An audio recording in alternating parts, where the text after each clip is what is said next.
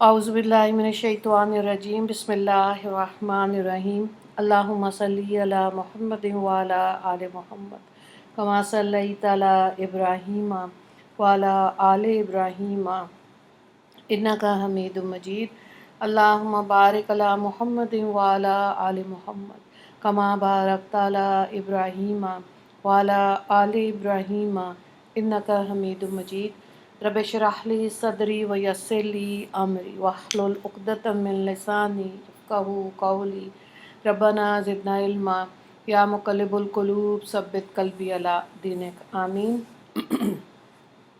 सूरह काफ कर रहे हैं और आज हम रुकू नंबर 5 करेंगे 5। और इसमें आज जो 5वां रुकू है इसमें 2 बाग वालों का किस्सा आएगा। ठीक है, उसको देख लेते हैं। सब अपने माइक बंद कर लें। वज़रिब लहुम मसलन मसलर रजुलैन, और इनसे 2 आदमियों का हाल बयान करो। बग़वी ने लिखा कि मक्का में कबीला बनी मखज़ूम के 2 भाई रहते थे। एक मोमिन था, दूसरा काफिर। मोमिन का नाम अबू सलमा अब्दुल्ला उम्मुल मोमिनीन हज़रत उम्मे सलमा रज़ी अल्लाह ताला अन्हा के साबिक़ शौहर बिन अब्दुल अस्वद बिन अब्द यालैल था, और काफिर का नाम अस्वद बिन अब्दुल्ला अस्वद बिन अब्दुल यालैल। उन्हीं दोनों के हक़ में इस आयत का नुज़ूल हुआ। अच्छा, बाज़ अहले इल्म का कौल है कि उयैना बिन हुसैन और उनके साथियों के अहवाल और हज़रत सुलेमान रज़ी अल्लाह ताला अन्हु के हाल को बतौर तमसील बनी इसराइल के 2 भाइयों के अहवाल से तशबीह दी गई है, जिसमें एक का नाम बरकौल इब्न अब्बास यहूदा और बरकौल मुजाहिद तमलीखा था, और दूसरे का नाम कतरूस और बरकौल वहब कतफर था। अव्वल मुसलमान था, दूसरा काफिर। सूरह साफ़ात में भी इन्हीं का किस्सा बयान किया गया। अब्दुल्ला बिन मुबारक ने बारवायत मुअम्मर अता खरासानी का बयान इन दोनों के मुतल्लिक़ हस्बे ज़ेल नकल किया। एक शख्स के 2 बेटे थे। दोनों को बाप की वरासत से 8,000 दिनार मिले। दोनों ने तकसीम करके अपना अपना हिस्सा ले लिया। एक भाई ने 1,000 दिनार की ज़मीन खरीदी, दूसरे ने 1,000 दिनार खैरात कर दिए और कहा कि ए अल्लाह, मेरे भाई ने 1,000 दिनार की ज़मीन खरीदी है, मैं तुझसे जन्नत में 1,000 की ज़मीन खरीदता हूँ। अव्वल शख्स ने 1,000 दिनार सर्फ करके मकान बनाया, दूसरे ने 1,000 दिनार गरीबों को तकसीम करके दुआ की, ए अल्लाह, इसने 1,000 दिनार खर्च करके मकान बनाया, मैं तुझसे जन्नत के अंदर 1,000 दिनार का मकान खरीदता हूँ। फिर अव्वल शख्स ने 1,000 दिनार सर्फ करके एक औरत से शादी कर ली, और दूसरे ने 1,000 दिनार राह खुदा में देकर कहा, ए अल्लाह, मैं तुझसे दरख्वास्त करता हूँ कि जन्नत के अंदर किसी जन्नत की औरत से मेरा निकाह कर दे। फिर अव्वल शख्स ने 1,000 दिनार खर्च करके बांदी या गुलाम और घर का सामान खरीदा, और दूसरे ने 1,000 दिनार खैरात करके अल्लाह से जन्नत के अंदर खुदाम और सामान मिलने की दरख्वास्त की। जब ये दूसरा शख्स सब माल खैरात कर चुका तो कुछ मुद्दत के बाद माल की कोई सख्त ज़रूरत पेश आई, और दिल में ख्याल किया मुझे भाई के पास जाना चाहिए, शायद इसकी तरफ से मुझे कुछ मिल जाए। ये सोचकर भाई के रास्ते पर एक तरफ को जा बैठा। इस तरह दौलतमंद भाई अपने खादमों के झुरमट में से गुजरा और भाई को देखकर पहचान लिया। पूछा, क्या हाल है? इसने कहा, मुझे एक हाजत दरपेश आई, मुफलिस हो गया हूँ, आपके पास कुछ भलाई की उम्मीद लेकर आया हूँ। दौलतमंद भाई ने कहा, तुम्हारा माल का क्या हुआ? तक़सीम के वक्त तुमने अपना हिस्सा ले लिया था। गरीब भाई ने अपने सारे हालात बयान किए तो दौलतमंद भाई बोला, अच्छा तो तुम खैरात करने वालों में शामिल हो गए, चले जाओ, मैं कुछ नहीं दूंगा। गर्ज इसने गरीब को धत्कार दिया। आखिर अपने वक्त पर दोनों मर गए। और इन्हीं के मुतल्लिक़ आयत फ़अक़बल बाज़ुहुम अला बाज़िन यतसाअलून नाज़िल हुई। ये भी रवायत में आया कि मालदार भाई गरीब भाई को हाथ पकड़ के अपने माल की सैर कराने ले गया और घुमा फिरा के सब तरह का माल दिखाया। वज़रिब लहुम, ہم ضمیر کافروں اور مومنوں دونوں کی طرف لوٹ رہی ہے، ٹھیک ہے۔ مثل بمعنی حال رجلین سے مراد ہے وہ دو آدمی جو رسول اللہ صلی اللہ علیہ وآلہ وسلم کے زمانے میں موجود تھے، حضرت ابو سلمہ مخزومی اور اسود مخزومی، یا جو کو کبھی پہلے گزر گئے تھے، یعنی دو اسرائیلی بھائی یہودا اور قطروس۔ کوئی مقرر شخص مراد نہیں ہے، بلکہ وہ شخص جن میں مندرجہ آیت اوصاف ہوں، عبرت دلانے نصیحت کرنے کے لیے فرض کر لیے گئے ہیں، ان کی حالت بیان کی گئی ہے، ٹھیک ہے۔ تو یہاں سے مجھے امید ہے کہ آپ کو یہ نقطہ سمجھ آ گیا کہ تفاسیر میں حالات اور حقائق اور روایت دونوں بیان کی گئی ہیں، لیکن مقصد کیا ہے؟ مقصد یہ بتانا ہے کہ جو مالدار بھائی تھا اس نے اپنے مال پہ غرور کیا، اور جو مفلس تھا وہ اللہ پہ یقین رکھتا تھا۔ دیکھیں یہ بھی حدیث پاک ہے، اس کو بھی آپ سمجھیں اپنی زندگی کے لیے، کہ بہترین مال وہ ہے جو ماں باپ پہ اور بیوی بچوں پہ خرچ کیا جائے، ایون مسجد مدرسے بنانے سے بھی افضل مال یہ ہے۔ گو کہ مسجدیں اور مدرسے بنانے کا اجر و ثواب کتنا زیادہ ہے، فوراً ہمارے دماغ میں آتا ہے نا کہ جی مسجد بنائی، واہ واہ اللہ کا گھر ہو گیا، مدرسے نبی کریم صلی اللہ علیہ وآلہ وسلم کے گھر ہیں، تو انسان کا دل کرتا کہ ہم بنائیں۔ تو بجائے ایک عمارت بنا کر اور پھر اس کے اندر کریں، آپ اپنے گھروں کو بھی مسجد مدرسے بنا سکتے ہیں، دین کی تعلیم کے لیے کھول سکتے ہیں۔ پھر یہ بات ہے کہ یہ چیز جو ہے نا بعض مردوں میں، جو میں بہت دفعہ ذکر کیا ہے کہ بعض مرد بیوی بچوں سے اپنا مال چھپاتے ہیں، ٹھیک ہے۔ اب تو اگر کسی رفاہی کام میں لگا دیا، مسجد بنا دیا، بیوی پہ خرچ نہیں کیا، بیمار ہے، اللہ کو نہیں چاہیے ایسی مسجدیں۔ تو کوشش کیا کرے مرد کو کے لیے کتنا ضروری، یہ لوگ مرد بھی سنتے ہیں، ایسی بات نہیں ہے، بیویاں اپنے گھر میں ایک روٹین میں رہ رہی ہوتی ہیں، تو ان کو نہ بینک استعمال کرنا آتا ہے، نہ اے ٹی ایم استعمال کرنا آتا ہے، سڑتی کرتی رہتی ہیں۔ تو پیسہ جو ہے نا وہ عورت کے ہاتھ میں ہونا چاہیے، تو پھر اپنا کوئی کام شروع کر لیں، جو گھر بیٹھے آن لائن، کووڈ کے بعد تو یہ چیزیں آسان ہو گئی نا، تو پھر ایسے گھبرانے کی ضرورت نہیں ہوتی۔ مقصد کیا ہے کہ اللہ کی راہ میں جب آپ کی بنیادی ضرورتیں پوری ہو رہی ہیں نا، تو اب آپ اللہ کی راہ میں اس کے بعد خرچ کریں۔ بنیادی ضرورت کے اندر دیکھیں سب سے زیادہ زکوٰۃ ہے، اگر صاحب نصاب ہے اس کو ادا کرنا۔ زیادہ لوگ تو زکوٰۃ لینے والے ہیں، حج بھی کرنا ہے نا، جو ہم نے شادی بیاہ پہ بچوں کو اتنا زیور ڈال دیتے ہیں کہ وہ صاحب نصاب ہو جاتے ہیں، اب انہوں نے حج پہ بھی جانا ہے اور قربانی بھی کرنی ہے۔ ان بنیادی چیزوں کو دیکھنا ہے۔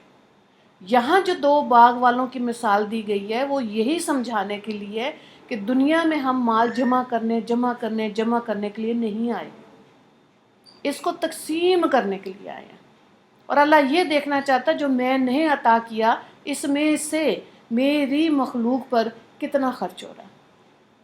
اللہ ماشاء اللہ کہ جمع بھی کر لیا، تکبر بھی کر لیا، اور پیسہ دینا ہی نہیں آیا، بانٹنا ہی نہیں آیا، یہ خسارے کا سودا ہے۔ اس لیے سورہ زلزال میں آپ نے اگر اب پڑھا ہو تفسیر اس کی، کہ زمین اس دن اپنے خزانے اغل دے گی، یعنی انسان دیکھے گا نا کہ اوہو میں نے اپنے سگے بھائی کو اس لیے قتل کیا تھا، یہ چند زیورات کی وجہ سے، یہ چند پیسے کی وجہ سے، یعنی کہ زمین ہر چیز کا راز اگل دے گی۔ اور جو حشر میں ہمارا حساب کتاب ہے اس میں بھی سب سے پہلا حساب جو حقوق العباد میں وہ قتل کا ہے، اور جو حقوق اللہ میں ہے وہ نماز کا ہے۔ اس لیے دین کی سمجھ لینا بہت ضروری ہے۔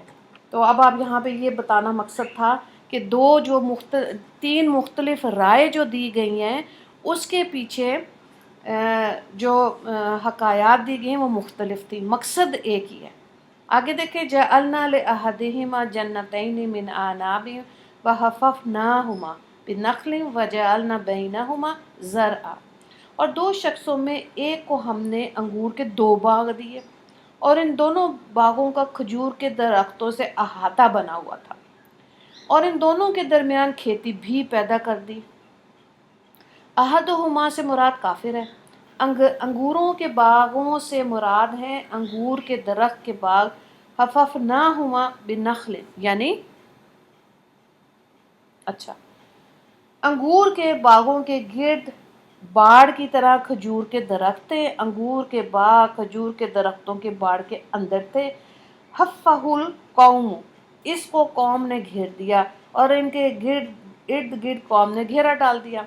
इस सूरत में बकौल बेकौम में बा जायद होगी। वजअलना बैनहुमा यानी दोनों बागों के दरमियान वाक़ होने वाली ज़मीन भी बंजर नहीं थी बल्कि इसमें खेती थी। इस तरह इन बागों में फल भी थे, गले की पैदावार भी थी, तरतीब भी बेहतरीन उम्दा। कैसे ज़बरदस्त बात है ना, देखें पानी का निसाब भी, दो बाग और दोनों के जो दरख्त थे फलदार दरख्त थे, ठीक है। तो ये बहुत ज़बरदस्त बात है, बड़ा अच्छा नक्शा खींचा है। किल्तल जन्नतैन आतत उकुलुहा वलम तज़लिम मिन्हु शैआ, और दोनों बाग अपने पूरे फल देते थे और किसी की पैदावार में ज़रा भी कमी नहीं थी, यानी बागों के फलों पैदावार में कमी नहीं थी जो अमूमन आम बाग में हुआ करती है। एक साल फल खूब आते और दूसरे साल कम। वफ़जरना खिलालहुमा नहरा वकान लहू समरुन तमूल, और दोनों बागों के अंदर हमने नहर चला रखी थी और इस शख्स के पास और भी तमूल का सामान था, तमूल मालो दौलत। अब आप देखें अल्लाह ताला यहाँ आयत में बता रहे हैं ना कि दो भाई थे, एक के पास इतना माल था। ये जो बागों का नक्शा खींचा ना, आप देखें पानी के ऊपर तो वैसे ही लड़ाई हो जाती है कि मेरे खेत को पानी लगना है, मेरे खेत को लगना है, ठीक है, बारी बारी पे आता है। लेकिन यहाँ जो अल्लाह ताला ने नक्शा खींचा, पानी भी है, बागात भी हैं, फलदार दरख्त हैं और इसके अलावा और भी उसके पास दौलत के और भी सामान है, यानी one of the richest man of his time, इसका जिक्र हो रहा है यहाँ पे। अच्छा, फजरना यानी ज़मीन से चश्मे निकाल कर बहा दिया ताकि बागों में तरोताज़गी शादाबी बाकी रहे। लहू समरा, ज़हरी ने कहा समराता की जमा समर और समरुन की सिमारुन और सिमारू की समरुन। कामूस में है कि समरा दरख्त के फल और मुख्तलिफ अनवा का माल समरातुन और समरतुन, समरातुन और समरतुन वाहिद है। इसकी जमा सिमार है और सिमार की जमा समरुन और समरुन की जमा असमार। सोने चांदी मवेशी और औलाद को भी समरा कहा जाता है। तो मज़कूरा आयत का मतलब बाज़ अहले इल्म ने यह बयान किया कि दो बागों के मालिक के पास बागों के अलावा और भी तरह तरह का बकसरत माल था। समरा मालहू, इसका माल बहुत हो गया। मुजाहिद ने कहा समर से मुराद सोना चांदी।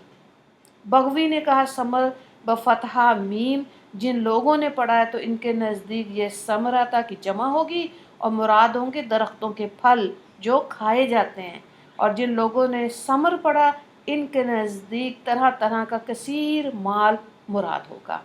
ठीक हो गया, ये मुख्तलिफ आरा मुख्तलिफ तशरीहात आ गई। अब आप सोचें कि कभी 1 करोड़ या 10 करोड़ या 1 अरब इतना माल मिल जाए आपको, क्या करेंगे? ज़रूर सोचें कि क्या करेंगे। जब इतना माल मिल रहा है ना, तो उसको अल्लाह की राह में मदरसे बनाएं, हस्पताल बनाएं, स्कूल बनाएं, अवाम की बेहतरी के लिए कैसे उसको लौटा देंगे, क्योंकि ये माल फिर अल्लाह और बढ़ा देता है। अगर 10 करोड़ मिला है ना तो अल्लाह 20 कर देगा अगर मखलूक की बहबूदी के लिए खर्च किया जाएगा तो, ठीक है। तो कभी 10 रुपये या 20 रुपये आजमा के देख लेना कैसे अल्लाह ताला बरकत देते हैं इसमें। बहरहाल आगे देखें। फ़काल ले साहिबी व हुवा युहाविरुहु अना अक्सर मिनका माला व अज़्ज़ु नफ़रा। सो इसने अपने साथी से दौरान गुफ्तगू में कहा मैं तुझसे माल में ज़्यादा हूँ और जत्था मेरा ज़बरदस्त, यानी बागों वाले ने नादिर मोमिन से दौरान गुफ्तगू कहा मैं तुझसे ज़्यादा मालदार हूँ।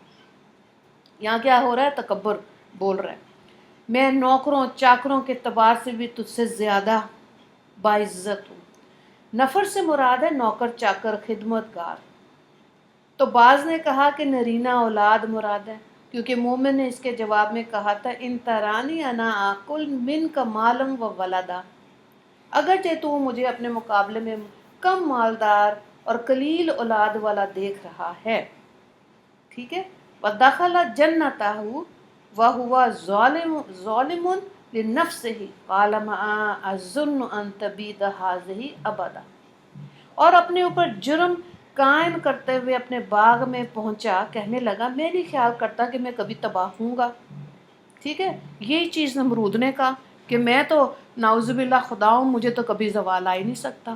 فرعون نے بھی یہی کہا کہ میں اس کو اپنی نہری نظام پہ بڑا فخر تھا اور اپنے آپ کو اعلیٰ کہتا تھا، اور اس کو یہ تھا کہ میں تو کبھی نہیں مروں گا. یہ تکبر کی نشانی ہے. ٹھیک ہے. تو وَتَعِزُّ مَن تَشَاءُ وَتُذِلُّ مَن تَشَاءُ، جس کو اللہ چاہے تو اللہ عزت دیتا ہے، اور جس کو اللہ ہی گمراہ کر دے کوئی اس کو عزت نہیں دے سکتا. ٹھیک ہے. یعنی اللہ کی طرف سے ڈھیل ملنے، دماغ پر غفلت کے پردے پڑ جانے اور شوق اور ہوس کی ہماگیری کے سبب وہ خیال کرنے لگا کہ جو کچھ میرے پاس ہے وہ زندگی بھر میرے پاس رہے گا، کبھی برباد نہیں ہوگا.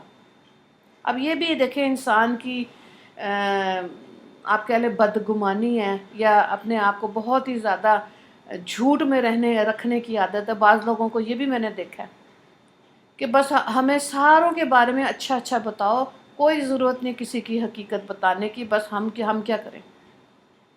تو ایسے نہیں ہوتا. دیکھیں اچھی ذہن رکھنے والی خواتین بھی موجود ہیں، کمزور ذہن والی بھی موجود ہیں. اصل جو ہوتا ہے نا مقصد، وہ تو یہی ہے کہ کمزوروں کو ساتھ لے کر دین کے راستے پر چلیں، یا دنیا میں بھی کمزوروں کا ساتھ بنیں. ٹھیک ہے. تو یہاں تو خیر ایک ایسی سوچ ہے نا کہ جیسے کبھی زوال آئے گا نہیں، جیسے کبھی موت آئے گی نہیں، جیسے کبھی برے حالات ہی نہیں ہوں گے، کبھی بیماری نہیں آئے گی. ایسے نہیں ہوتا. ایسے نہیں ہوتا.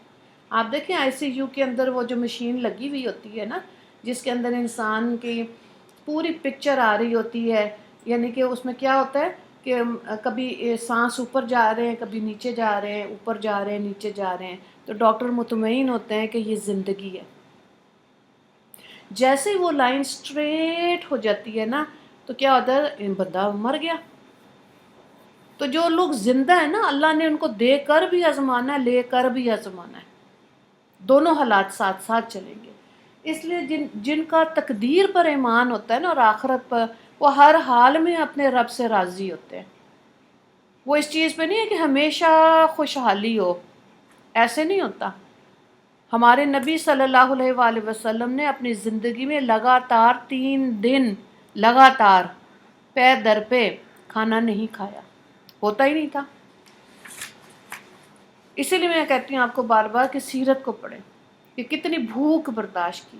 اللہ والے جنہوں نے دنیا میں کوئی کام کرنا ہوتا کم کھاتے ہیں، کم بولتے ہیں، کم سوتے ہیں. زیادہ کھانے سے غنودگی آئے گی، سوتے رہیں گے.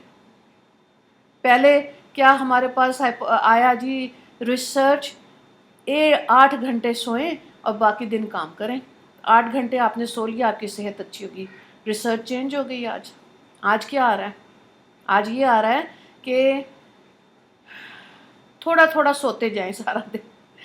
تھوڑا سا سو لیا پھر اٹھ لیا. جیسے دیکھیں دین اسلام میں کیا ہے، قیلولہ 11:30 بجے کے بعد تھوڑی دیر سو جائیں 1 گھنٹہ، تو کیا ہوگی تہجد کی نماز میں اٹھنے میں سہولت رہتی ہے. ٹھیک ہے. اب کتنا لمبا دن ہے. تو اگر اب یہ نہیں نا کہ چسکے مزے کے لیے 3 گھنٹے 5 گھنٹے سوتے جائیں بس.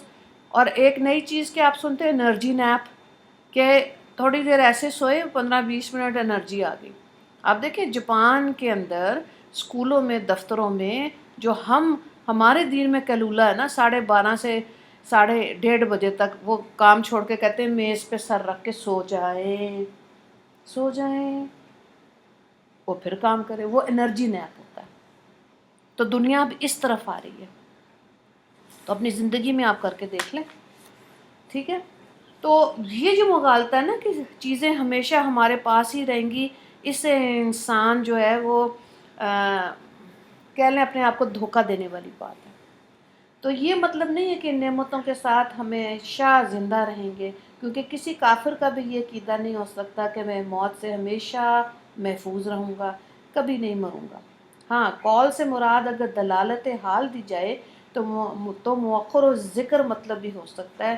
جو لوگ دنیا کی لذتوں میں غرق ہوتے ہیں، ان کے اعمال اور خیالات زبان حال سے پکار کر کہتے ہیں کہ ایسے اعمال اور خیالات رکھنے والے اپنی زندگی کو دوامی ہمیشہ سمجھتے ہیں اور یقین رکھتے ہیں کہ کبھی موت نہیں آئے گی، دنیا کی یہ لذتیں ان کو ہمیشہ حاصل رہیں گی۔ ایسا نہیں ہے، ٹھیک ہے؟ کوئی بھی چیز ہمیشہ نہیں ہے، یہ دنیا تو فانی ہے۔ اللہ نے جب یہ دنیا بنائی، ایک دفعہ بھی اللہ نے اس کو محبت کی نظر سے نہیں دیکھا، بالکل نہیں۔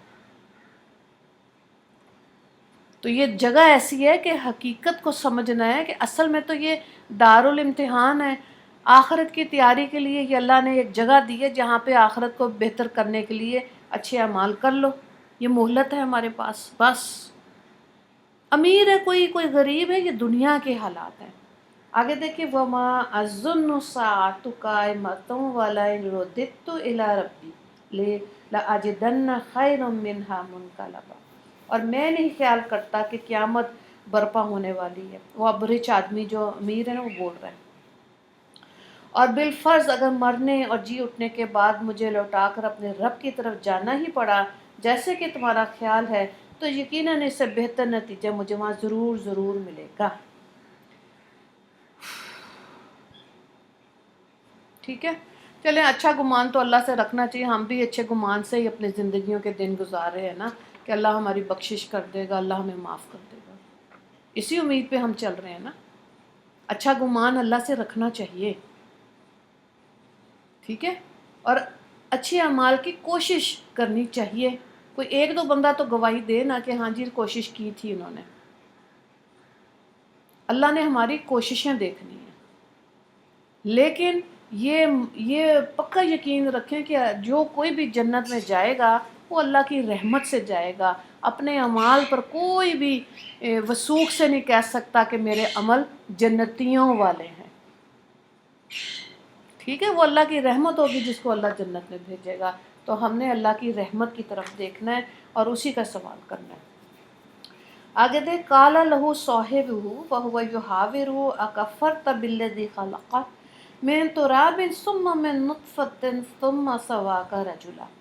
اچھا، اس کے مومن ساتھی نے اس کے جواب دیتے ہوئے کہا کہ یا تو اس خدا کو نہیں مانتا جس نے خاک سے تجھے پیدا کیا، پھر باپ کے نطفے سے پیدا کیا، پھر تجھے پورا ٹھیک مرد بنا دیا۔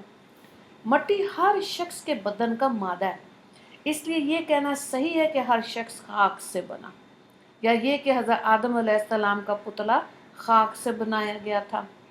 نطفہ ہر انسان کا مادہ قریبی سے، مٹی سے غذا نباتاتی حیواناتی پیدا ہوتی ہے، اس لیے مٹی بعید مادہ ہے۔ پھر غذا سے خون بنتا ہے، خون بھی مادہ بعیدہ ہے، پھر خون سے نطفہ اور نطفے سے انسان، پس نطفہ مادہ قریبیہ ہے۔ ٹھیک پیدا کر کے پورا انسان بنا دیا، رجلن یعنی پورا بالغ مرد۔ وجود قیامت میں شک ہونے کی بنیاد ہے اللہ کی قدرت کا انکار، تو گویا انکار قیامت حقیقت میں انکار خدا ہے۔ جو شخص اللہ کی قدرت کی ہماگیری کو مانتا ہے وہ جانتا ہے کہ جس خدا نے آدمی کو اپنے علم کے ساتھ خاک سے پیدا کیا وہ دوبارہ اسے پیدا کرے گا۔ ظاہر ہے جو پچھلے رکوع میں ہم نے اصحاب کہف کا جو واقعہ سن لیا، وہ اللہ نے مرنے کے بعد اٹھنے کی دلیل دی ہے قرآن میں۔ تو ظاہر ہے یہ بات صحیح ہے، جو آخرت کو نہیں مان رہا وہ اللہ کو نہیں مان رہا، ٹھیک ہے؟ تو یہاں سے عقیدے کا فرق آیا کہ نہیں آیا، جو ایمان مفصل اور ایمان مجمل پڑھتے ہیں؟ یہ بہت ضروری ہے کہ مرنے کی تیاری کرنی چاہیے۔ لیکن هو اللہ ربی ولا اشرک بربی احد، لیکن میں کہتا ہوں کہ اللہ میرا رب ہے میں اس کے ساتھ عبادت اور ربوبیت میں کسی کو ساتھی نہیں بناتا۔ بقول بغوی کسائی نے بیان کیا کہ کلام میں کچھ تقدیم و تاخیر ہے، اصل کلام تھا لکن اللہ وہو ربی، اس صورت میں لکنہ کا الف زائد ہوگا۔ وہ جو غریب دوست تھا، ساتھی تھا، بھائی تھا، جو بھی تھا، جو شروع میں ہم نے اس کی توجیحات پڑھ لی ہیں، وہ اللہ پہ توکل کر رہا ہے۔ لیکن ایک چیز ذہن میں رکھے، یہ جو بچے کہتے ہیں نا اللہ نے دینا ہوگا تو دے دے گا، ایسی بات نہیں ہے۔ محنت کرنا شرط ہے، سبب ہے نا دنیا، یہ سبب کی دنیا، یہاں سبب کو ہم نے اختیار کرنا ہے، اس کے بعد توکل اللہ پہ کرنا ہے۔ یہ تو نہیں ہو سکتا کہ کام بھی نہ کریں، ہلے جلیں ہی نہ، اور اللہ سے امید رکھیں کہ اللہ ہمیں اچھا کھلائے گا، اچھا پلائے گا، روپیہ پیسہ دے گا۔ بہت زیادہ اگر روپیہ پیسہ ہے اور وہ امیر آدمی اللہ کی راہ میں خرچ نہیں کر رہا تو اس کی رسی ڈھیلی ہے۔ ایسے لوگوں کو دیکھ کے عبرت حاصل کریں، کیونکہ اپنے روپے پیسے کے غرور میں ہیں۔ آپ دیکھ لیں دبئی کے اندر کیا انہوں نے بنایا ہے، مندر بھی بنا لیا۔ سعودی عربیہ کا حال دیکھیں، پیسے کے نشے میں غرق، سمجھ ہی نہیں آ رہی کہ کیا غلط کر رہے ہیں کیا صحیح کر رہے ہیں۔ تو کیا کوئی حساب نہیں لے گا؟ اللہ گردنیں پکڑ لے گا۔ وَلَوْلَا إِذْ دَخَلْتَ جَنَّتَكَ قُلْتَ مَا شَاءَ اللَّهُ لَا قُوَّةَ إِلَّا بِاللَّهِ۔ اچھا پھر دیکھیں، اب وہاں انشاءاللہ آیا، وہ آپ نے انشاءاللہ کو سمجھا، اب آپ ماشاءاللہ کو سمجھیں۔ اور جب تم اپنے باغ میں داخل ہوئے تھے، پھلوں سے لدے درخت تھے، تو ماشاءاللہ لا قوت الا باللہ کیوں نہیں کہا؟ یعنی داخل ہوتے وقت تم نے یہ الفاظ کیوں نہیں بولے؟ ماشاءاللہ، یعنی اللہ جو کچھ چاہتا ہے وہی کچھ ہوتا ہے۔ باغ میں جو کچھ ہے وہ اللہ کی مشیت سے وابستہ ہے۔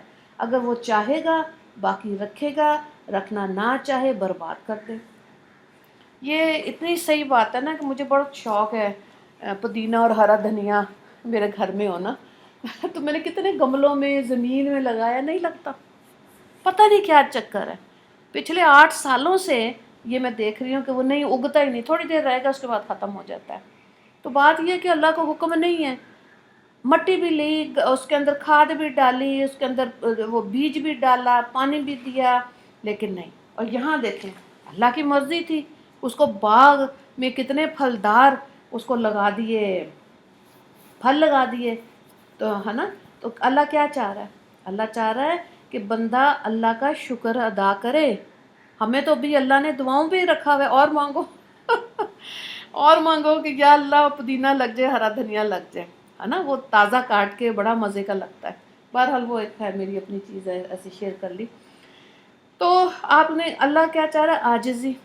پہلے اللہ دعائیں منگواتا ہے، محنتیں کرواتا ہے، اس کے بعد اللہ جب پھل لگاتا ہے تو کیا کرنا چاہیے؟ اللہ کا شکر ادا کرنا چاہیے۔ لا قوت الا باللہ، یعنی تو نے اپنی عاجزی اور اللہ کی قدرت کا اقرار کیوں نہیں کیا؟ کیوں نہیں کیا کہ اللہ کی مدد کے بغیر میں اس کو محفوظ رکھنے کی طاقت نہیں رکھتا۔ جو کچھ مجھے اس باغ کو لگانے، پرورش کرنے، انتظام کرنے کی سہولت حاصل ہوئی وہ اللہ کی توفیق، اس کی مدد سے حاصل ہوئی، ہے نا۔ زیادہ تر لوگ پتہ نہیں، اپنی اپنی وہ رائے ہے، میری رائے میں زیادہ تر لوگ اللہ کی طرف متوجہ رہتے ہیں۔ اسی لیے بعض دفعہ اگر غریب بھی ہے نا، یا کمزور ہے، یا لوور مڈل کلاس ہے، یا مڈل کلاس ہے، آپ دیکھیں بعض لوگ ایسے اللہ پہ توکل کرتے ہیں، ان کی صحبت میں بیٹھے دلوں کو سکون ملتا ہے۔ کوئی وہ نہیں ہوتے عالم فاضل حافظ نہیں ہوتے، دلوں کے اندر اتنی نیکی ہوتی ہے، اللہ پہ توکل اتنا اسٹرانگ ہوتا ہے، بہت دل کو سکون، ان کا سکون ٹرانسفر ہو رہا ہوتا ہے۔ اسی کو صحبت کہتے ہیں۔ یہی اللہ والے کہتے ہیں نیک لوگوں کی صحبت میں بیٹھے، تو بعض دفعہ اللہ ایسے لوگوں کو بھی نواز دیتا ہے۔ اشفاق احمد صاحب نے ایک ناول لکھا، من چلے کا سودا، تصوف کے اوپر ہے۔ اگر آپ پڑھ سکیں، وہ ذرا مشکل اردو ہے، لیکن بہرحال اس کے اوپر ٹی وی کا بھی ایک وہ بنایا ہوا ہے، ڈرامہ بھی ہے، من چلے کا سودا۔ تو اس کے اندر نا موچی، جھاڑو دینے والا، بہت ایسے طبقے ہیں جن کو اللہ نے نوازا ہوا ہے، یہ دکھایا۔ اور اس میں ایک امیر آدمی دکھایا ہوا ہے کہ وہ نا ادھر ادھر پھر رہا ہے اور اس کو سکون نہیں مل رہا، اور جب اس کو نقطہ سمجھ آ جاتا ہے نا تو وہ بہت مل آنر ہوتا ہے، بڑا رچ آدمی ہوتا ہے۔ تو کہتا ہے کہ یہ سڑک پہ جھاڑو پھیرا اتنا خوش کیوں، موچی کیوں اتنا توکل ہے اس کو اللہ پہ، راضی ہے اتنا، جب میں آتا ہوں اپنا جوتا ٹھیک کرانے تو یہ خوش ہوتا ہے۔ ڈاکیا ہوتا ہے، ڈاکیے سے نے بھی کبھی کوئی شکوہ نہیں کیا۔ تو اس کے انوائرمنٹ میں خدا ایسے لوگ لے آتا ہے کہ کیونکہ اس کو طلب ہوتی ہے ہدایت کی نا، تو خدا دکھاتا ہے کہ یہ دیکھو اس کے منہ پہ شکوہ ہے۔ اور بعض عورتیں واقعی میں نے دیکھی بڑی توکل والی، کوئی شکوہ کسی چیز کا بھی، خامن سسرال کپڑے پیسے نہیں کرتے، کچھ کر بھی رہی ہوتی ہے، سب کچھ ہوتا ہے پھر بھی پتہ نہیں اللہ معاف کرے۔ تو زبانیں بھی تو اللہ چیک کر رہا ہے نا، انسان کی زبان ہی اس کے ذہن کی عکاسی کرتی ہے نا کہ اس کے سوچیں کیا ہیں۔ جس وقت اللہ ہدایت دے یہ بہت ضروری ہے، سوچیں پاکیزہ کر لیں۔ جو کچھ مجھے اس باغ کو لگانے پرورش کرنے انتظام کرنے کی سہولت حاصل ہوئی وہ اللہ کی توفیق اور اس کی مدد سے ہوئی۔ بہقی نے شعبہ ایمان میں حضرت انس رضی اللہ تعالیٰ عنہ کی روایت سے بیان کیا ہے کہ رسول اللہ صلی اللہ علیہ وآلہ وسلم نے فرمایا، جس نے کوئی چیز دیکھی اس کو پسند آئی اور اس نے ماشاء اللہ لا قوت الا باللہ کہہ دیا تو پھر اس کو کوئی چیز تکلیف نہیں پہنچائے گی، نظر نہیں لگے گی، غیبی جو حادثات اس پر آنے ہیں نہیں آئیں گے۔ ابن السینی کی روایت میں صراحت کے ساتھ آیا کہ اس کو نظر بھی نہیں لگے گی۔ اچھا اب اس کو آپ دیکھیں کیا مطلب ہے ماشاءاللہ، کہ ماشاءاللہ یہ اللہ کی قدرت ہے، لا قوت نہیں ہے قدرت الا باللہ سوائے اللہ کے۔ تو یہ لفظ یاد کر لیں، انشاءاللہ کو یاد کیا تو اب اس لفظ کو لکھ کے نا پورا تو کہیں الماری پہ لگا لیں، یا جہاں پہ آپ کچن میں اگر زیادہ وقت گزر رہا ہے تو کچن میں لگا لیں، ٹھیک ہے۔ بعض گھروں میں نے دیکھا ہے مردوں کو نہیں اچھا ہوتا کہ آج جگہ جگہ آیتیں لگائی ہوئی ہیں، تو آپ اپنی الماری میں یا کچن کا دروازہ جو بند ہوتا ہے اس کے پیچھے لگا لیں، جب سہولت ہوگی دروازہ آگے کر کے پڑھ لیں، ٹھیک ہے۔ لیکن یاد کریں، اور جب کوئی خوشی ہوتی ہے تو پھر اس لفظ کو بولیں، بولنا چاہیے۔ صفحہ ہی الٹ گیا ہے، اچھا مل گیا ہے۔ تو اس کو ضرور آپ لکھیں، ماشاءاللہ ضرور کہیں۔ کوئی آپ کو اپنی نعمت کا ذکر کر رہا ہے کہ میں نے نئی گاڑی لی ہے، موٹر سائیکل لیا، فریج لا کے، ماشاءاللہ اللہ قسمت میں کرے۔ یہ میری والدہ بہت کہتی ہوتی تھی نا، تو کسی نے آ کے کہا کہ باجی ہم نے نا یہ سائیکل نہیں لی ہے، اچھا ماشاءاللہ اللہ تانوں نصیب کرے، ہنڈانا نصیب کرے۔ تو میں کہتی ماں جی یہ کیا کہتی قسمت میں کرے، دعا دو دوسرے کو۔ آج لوگ کہتے ہیں کہ جی ہم نے اتنا بڑا گھر بنا دیا، لوگ آگے سے سن کے کہتے ہیں یہ کیا ہوتا ہے؟ آپ کہیں ماشاءاللہ اللہ آپ کی قسمت میں رہنا نصیب کرے، خوشیوں کے ساتھ نیا چاند دیکھ رہے ہیں ذی الحج کا، دعا مانگے چاند کو دیکھ کر کہ یا اللہ اس مہینے میں خیر و برکت رہے، بیماریوں سے شفا دینا، ہمیں بھی حج نصیب کرنا، ہماری آنے والی نسلوں میں بچے حج عمرے کے لیے جائیں۔ کوئی تھوڑے سے 3 منٹ نکال کے چاند کو دیکھ کے دعا کریں، سنت عمل ہے۔ ہمارے نبی ہر صلی اللہ علیہ وآلہ وسلم ہر چاند کو دیکھ کے دعا مانگا کرتے تھے۔ تو اپنی زندگیوں میں یہ اچھی چیز لائیں، لا قوت الا باللہ سچی پکی بات ہے۔ اگر اللہ کی طرف سے توفیق عطا نہ ہوئی ہم کوئی نیکی نہیں کر سکتے، بالکل بھی نہیں، ٹھیک ہے۔ یہ اللہ ہی عطا کرتا ہے تو ملتا ہے۔ تو جب دوسرے کو کی خوشی دیکھیں، اس کو نعمتوں میں دیکھیں، اس کو خوش دیکھیں تو کہیں ماشاءاللہ ماشاءاللہ اللہ خوشیاں بھی ان کے نصیب میں کرے۔ یہ کیا بات ہوئی کہ دوسرے کو خوش دیکھ کے خود جلنا سڑنا کڑنا؟ ساسیں بعض دفعہ بہوؤں کو دیکھ کر کرتی ہیں تو بھئی بہوؤں کی قسمت ہے نا، اور بہویں کہتی ہیں کہ لو جی ہماری ساس کو اتنا کچھ مل گیا، آپ کی ابھی جد و جہد والا ٹائم ہے، محنت کریں مل جائے گا، ٹھیک ہے۔ تو ایسے نہیں ہوتا، یہ بری بات ہوتی ہے کسی بہن بھائی کو خوشحال دیکھ کے سڑنا کڑنا، اس کا مطلب ہے دل میں حسد نہیں ہے، دل میں کینہ ہے، اور کینہ جو ہے نا یہ حسد سے اوپر بیماری ہے۔ حسد والے کے لیے کہ حشر کے میدان میں اللہ تعالیٰ جو اس کو تکبر ہوتا ہے وہ اس کو چونٹی کی طرح بنا دے گا، اور تکبر جو کرتا تھا اور جو حسد کرتا ہے وہ خود ہی جل سڑ رہا ہوتا ہے. اور اس کے علاوہ جس کے دل میں کینہ ہوتا ہے اس کو رمضان ملے، رمضان کا آخری عشرہ ملے، آخری عشرے میں طاق رات بھی ملے، پھر بھی اللہ تعالیٰ اس کی دعا قبول نہیں کرتے. کینہ ایسی بری بیماری ہے روح کی. تو دوسروں کو خوشی، ان کی نعمتوں کو دیکھ کر آج جو آپ رکوع نمبر 5 کر رہے ہیں اپنی زندگی میں سوچیں کہ ہم نے انشاءاللہ ماشاءاللہ ضرور کہنا ہے کہ جی اللہ آپ کی قسمت میں کرے. لوگ حیران ہو جائیں گے کہ اچھا یہ ہماری خوشی میں خوش ہے. ٹھیک ہے، ایسا مزاج بنائیں، پھر اللہ سکون دے گا نا. مقصد تو یہی ہے. اچھا، بغوی نے حشام رضی اللہ تعالیٰ بن عروہ کی روایت سے بیان کیا کہ عروہ کو جب اپنا کوئی مال پسند آتا اور عجیب معلوم ہوتا تھا یا اپنے کسی باغ میں داخل ہوتے تھے تو کہتے تھے ماشاء اللہ لا قوت الا باللہ. ٹھیک ہو گیا. انشاءاللہ یہ میرے سمیت ہم سب نے اپنی زندگیوں میں اس کو شامل کرنا ہے. دیکھیں لفظوں کا کتنا اثر ہے. اب یہ دیکھ رہے، میں تو جب پہلی دفعہ پڑھا نا کہ انشاءاللہ نہیں کہا اور اللہ وہی رک گئی تو میں حیران ہو گئی کہ اچھا اس لفظ میں اتنی طاقت ہے. اور یہ دیکھیں ماشاءاللہ میں اتنی قوت ہے کہ نظر ہی نہیں لگتی. آپ کا اپنا بچہ اچھا لگ رہا ہے، آپ اسکول بھیج رہے ہیں، کسی جگہ جا رہے ہیں، بچے کو تیار کیا ہے، کہیں یہی لفظ بولے ماشاءاللہ لا قوت الا باللہ. اور مجمع میں ہیں تو کسی اور کو کہہ کتنے اچھے کپڑے پہنے ماشاءاللہ لا قوت الا باللہ، اگلا کہیں گے یہ دعا دے رہی ہے. زیادہ تر لوگ حسد، کڑن اور کینے میں ہی وقت گزار دیتے ہیں، ختم ہو جاتی زندگیاں. تو ہم یہ حسد کرنے تو نہیں دنیا میں آئے تھے، نفرتیں کرنے کے لیے تو نہیں اللہ نے بھیجا تھا کہ جاؤ ایک دنیا بنائی ہے وہاں جا کے نفرتیں کرو. قرآن میں کہیں لکھا ہوا یہ؟ کہیں پر بھی نہیں.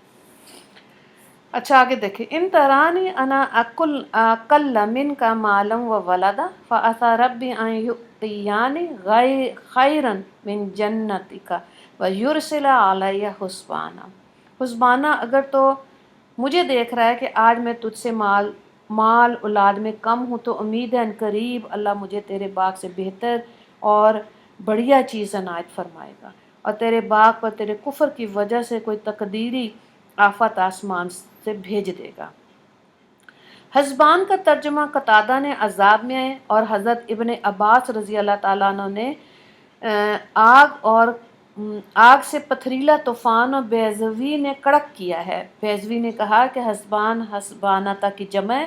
بعض علماء نے اس کو مصدر بمعنی حساب قرار دیا اور حساب سے مراد گناہوں کا برابر عذاب یا تقدیر الہی کی بھیجی ہوئی آفت ہے.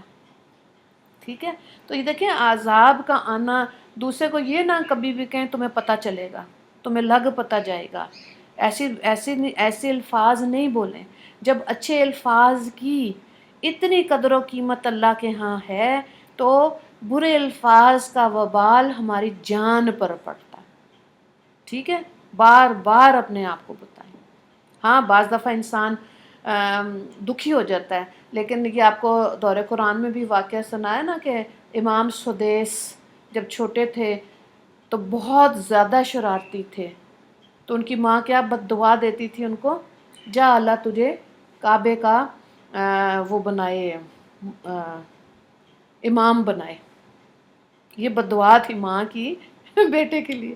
ہم تو نہیں ایسے دیتے، ہم تھوڑی ایسے بچوں کو بد دعائیں دیتے، ہمیں تو دعا دینے کی بھی تمیز نہیں ہے. تو بد دعا جو ہے نا یہ انسان کی زندگی جاڑ دیتی ہے ختم، کیونکہ دل دکھی ہوتا ہے نا.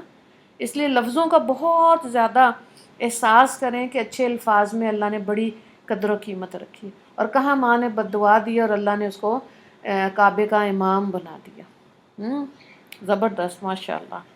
بہرحال من السماء، آسمان سے، فتصبح سعیدا زلقا، پھر وہ باغ چٹیل چکنا میدان بن جائے، یعنی کوئی درخت سبزہ اس پہ باقی نہ رہے، صاف میدان ہو جائے. تو مجاہد نے سعیدن زلقا کا ترجمہ کیا ہولناک ریگستان. ریگستان کو اگر آپ دیکھیں مٹی مٹی ہوتی ہے، دور تک ایسے ہی لگتا ہے کہ کوئی سرسبز چیز ہے ہی نہیں، پانی ہے ہی نہیں. وہ ایک ویسے ہی ایک مشکل چیز ہے، مشکل راستہ ہے. او یصبح ماؤها غورا فلن تستطیع له طلبا، یا اس کا پانی زمین کے اندر اتنی گہرائی میں چلا جائے کہ تو اس کو تلاش بھی نہ کر سکے.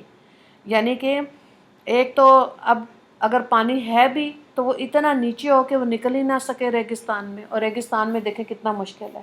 تو کہاں کیا نقشہ کھینچا جا رہا ہے؟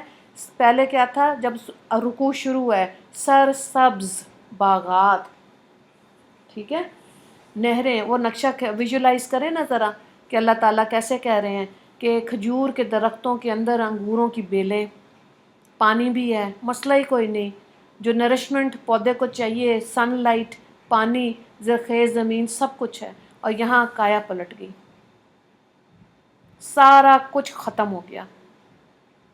اب بندہ کیا کرے؟ تو یہی انسان نے اپنی زندگی کو اگر پیچھے مڑ کے دیکھیں کہ کیا کرتے آئے ہیں. کوئی تو وقت ہوگا کہ بدلنا چاہیے، کوئی تو وقت ہونا چاہیے نا کہ جب اللہ سے اور رجوع کیے کرے انسان، آخرت کی تیاری. تو دیکھیں تو صحیح، تو پھر آپ یقین کریں ایک زندگی کم ہے اللہ کی نعمتوں کا شکر ادا کرنے کے لیے. جب آپ گہرائی سے یہ ساری چیزیں سوچیں گے نا، کسی سے بھی نفرت نہیں ہوگی، کسی کے لیے بھی کھڈا نہیں کھودیں گے کہ یہ عورت اس میں گر جائے،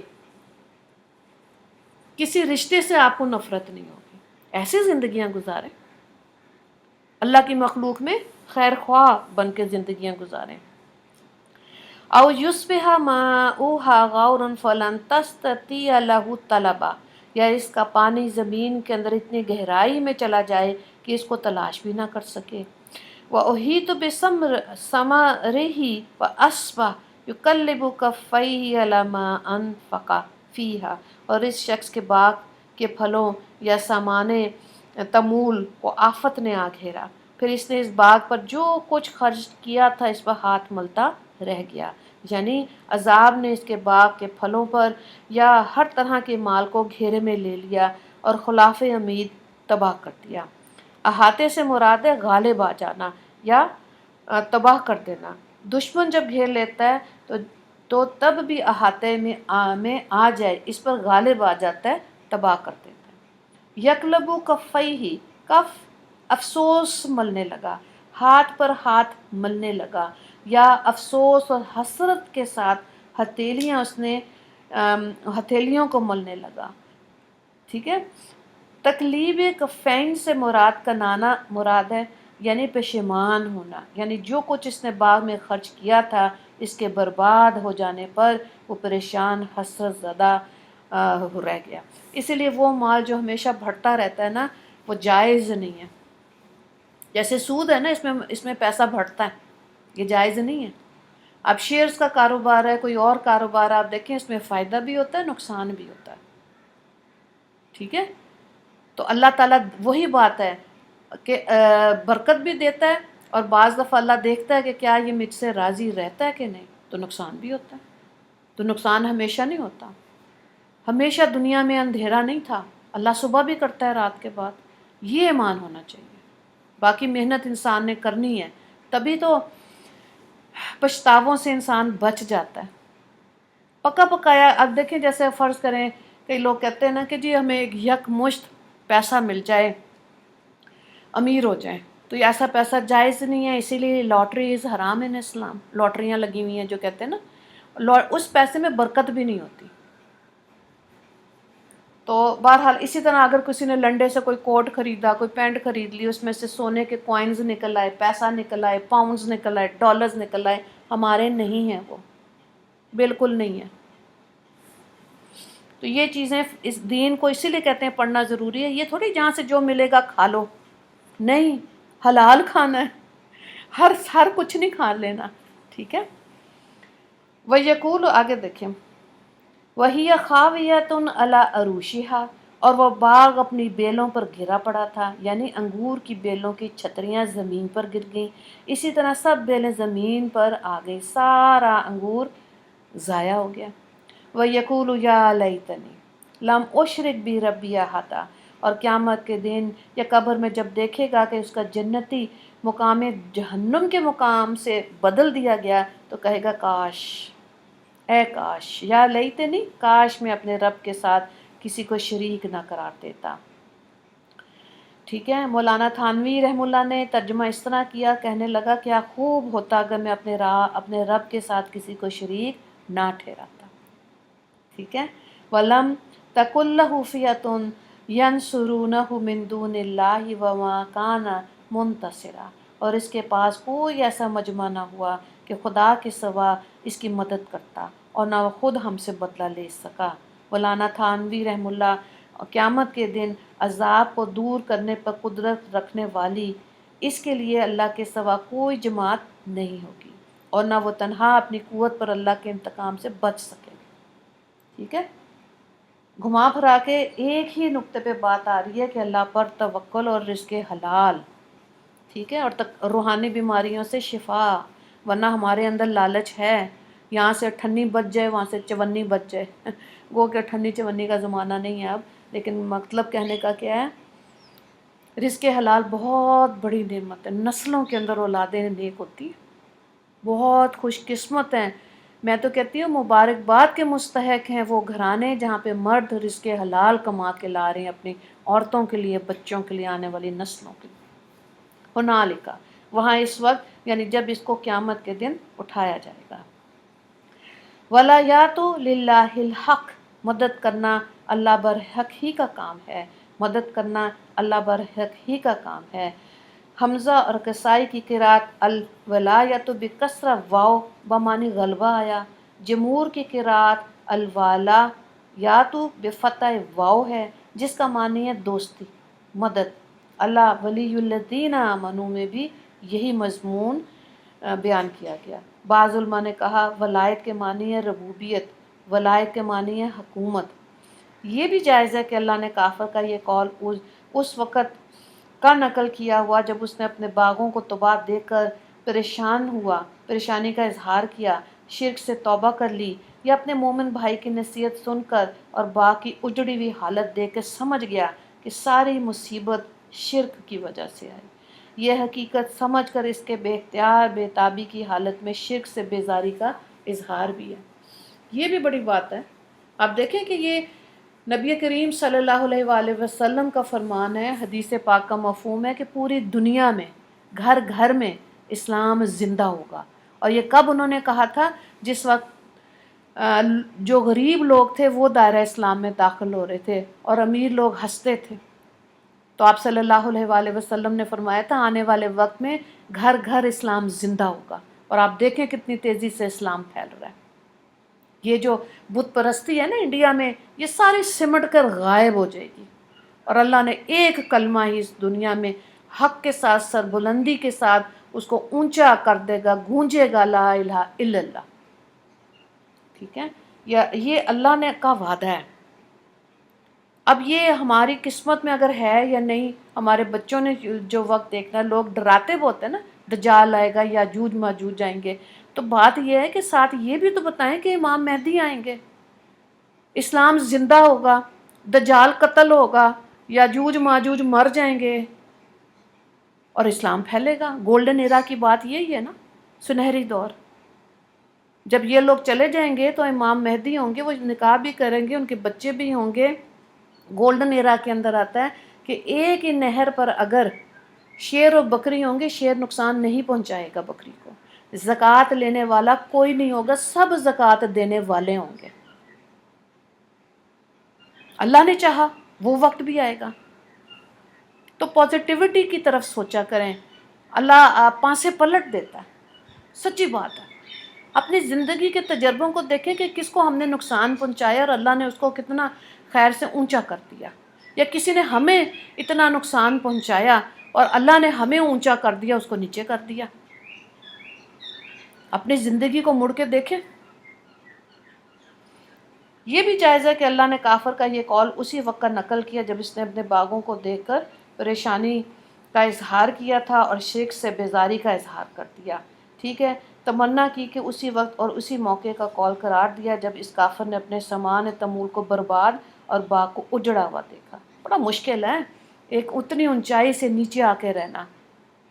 ہوتی ہیں زندگیوں میں ایسے موقع آتے ہیں کہ انسان نے بڑے اچھے حالات دیکھے اور بہت ہی سطح زمین کے ساتھ لگ جائے۔ یعنی اس موقع پر اس اضطراری حالت میں اس کو یقین ہو گیا کہ نصرت یا حکومت اللہ ہی برحق ہے، وہ خیر ثواب و خیر عقبا، اسی کا ثواب سب سے بہتر، اسی کا نتیجہ سب سے اچھا، یعنی اللہ اپنے اطاعت گزاروں کو سب سے اچھا بدلہ دیتا ہے، کیونکہ دوسرے لوگ جو اطاعت کا دنیا میں بدلہ دیتے ہیں وہ حقیر اور فنا پذیر ہوتا ہے، اور اللہ دنیا میں تو اپنی حکمت کے مطابق اچھا بدلہ دیتا ہے، آخرت میں عظیم و شان لا زوال ثواب عنایت فرمائے گا۔ کتنی اعلیٰ بات ہے نا۔ اسی لیے مسلمان جب اپنی جان دیتے ہیں نا اللہ کو، آپ دیکھ لیں غزہ کے اندر، فلسطین کے اندر، رفح کے اندر، اور اب کے جو حالات ہو رہے ہیں، کیوں نہیں یہ ڈرتے؟ ان کو پتہ ہے کہ اس کا صلہ ضرب المثل دینا ہے اللہ نے، آخرت میں اللہ نے بھاگ کرم ایسے کر دینے ہیں کہ باقی لوگ حسرت کریں گے کہ اتنے اونچے درجے اللہ نے عطا کر دیا کہ انسان اپنی جان ہی خدا کو دے دے۔ تو اللہ کو جان دینا بھی اتنا آسان نہیں ہے، لیکن دے دی ہے، بہت اعلیٰ بات ہے۔ زندہ ہو کر ہر دن اللہ کو اپنا دن دیں، ایسے اعمال کرنے کی کوشش کریں جس میں وہ دن آپ نے اللہ کے نام کر دیا، سچی، ایسے لفظوں میں نہیں جتنی آسانی سے میں نے کہہ دیا۔ اس کو سوچیں۔ پڑھنے کا مقصد بھی یہی ہے کہ ہم اپنی اصلاح کر لیں۔ وآخر دعوانا ان الحمد للہ رب العالمین۔ مجلس کی دعا پڑھ لیں۔ سبحانک اللہم و بحمدک، نشہد ان لا الہ الا انت، نستغفرک و نتوب الیک۔ دعا کر لیں، یا اللہ اپنے فضل و رحمت کے دروازے ہم سب پر کھول دے میرے مالک۔ اللہ برائی سے، برے وقت سے، بری صحبت سے، برے ماحول سے ہماری حفاظت فرما دیجیے، نیک لوگوں کی صحبت عطا فرما دیجیے۔ اللہ ہماری سوچوں کو پاکیزہ کر دیجیے، ہماری زبانوں میں نرمی عطا فرما، پاکیزگی عطا فرما، یا اللہ۔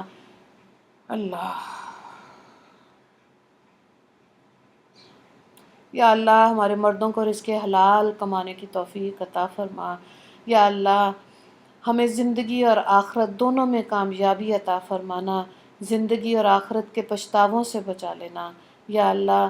نبی کریم صلی اللہ علیہ وآلہ وسلم کی دعا تھی، ربنا آتنا فی الدنیا حسنۃ وفی الآخرۃ حسنۃ وقنا عذاب النار وقنا عذاب الحشر وقنا عذاب القبر وقنا عذاب المیزان۔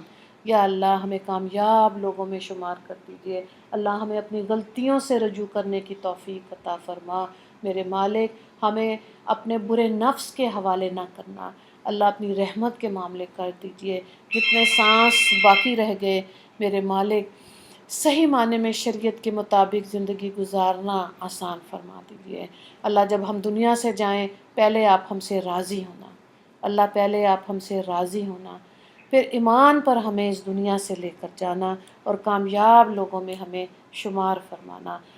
یا اللہ جو دور ہمیں ملا، اس دور میں دین اسلام کو سربلندی عطا فرما، اللہ یہ عروج ہمیں بھی دیکھنا نصیب فرما، اللہ رائی کے دانے کے برابر بھی کسی سے نفرت نہ آئے، یہ نعمت عطا فرما دیجیے۔